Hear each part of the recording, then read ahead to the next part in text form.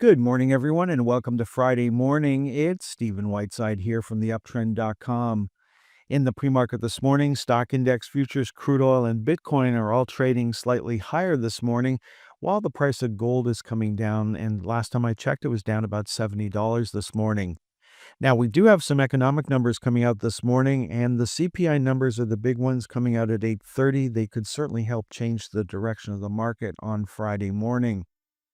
Now, on Friday mornings, I like to stand back a little and print off some weekly charts just to see how the week is progressing coming into the weekend. And so far, we've got gold down $67.70 on the week. It is down another $69.70 in the pre-market this morning. So, coming into this morning's trading action, it looks like an inside week. But if we continue lower from here, we might actually close below the previous week's low.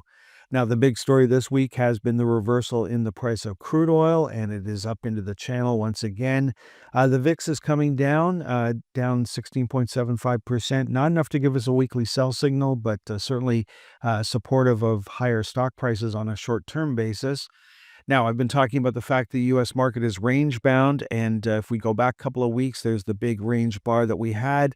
Last week, we retested the previous week's low. This week, we're coming up to retest the previous week's high. A lot of areas of the market have retested that high. Some areas have broken through.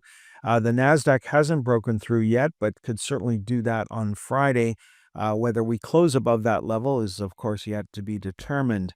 Now, the Russell 2000 did break out last week, but came back right back into the previous week's range, so no major change there. And then this week we're having an inside week, and we're still trading below the high from 2 weeks ago. So no major breakout there just yet.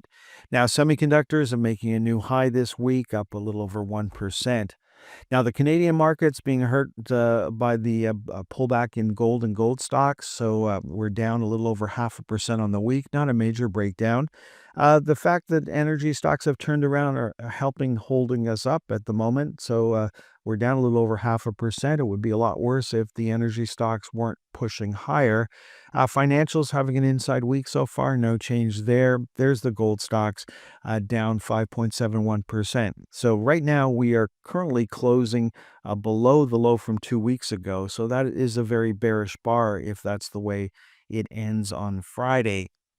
Now, what worked yesterday? Well, it was all about energy with crude oil pushing higher. The big winner was the oil and gas equipment sector, followed by the explorers. And then when we look at the major energy sector itself, in the U.S., we were up 1.33%. In Canada, we were up a little over 2% and back on a daily buy signal.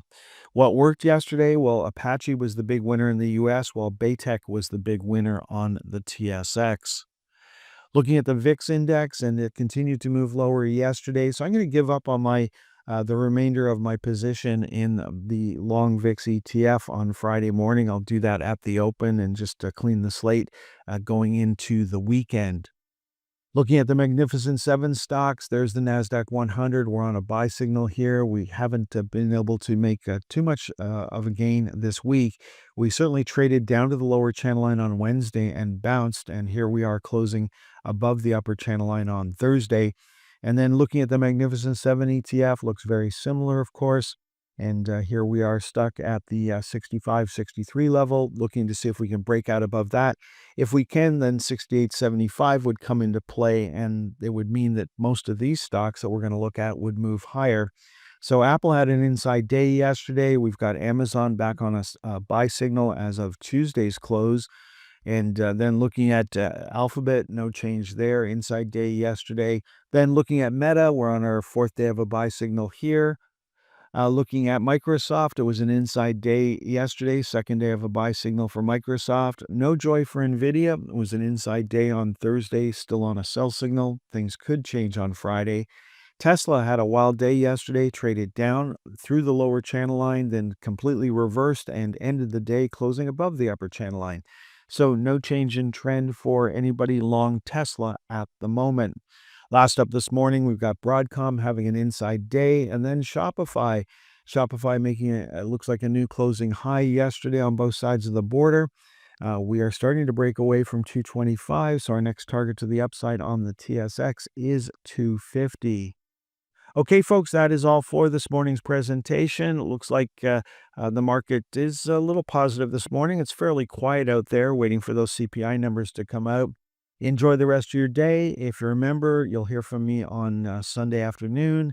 If you're not a member, next time you'll hear my voice is on Monday morning, and at that time we'll take a closer look at the most actively traded stocks from Friday's trading action.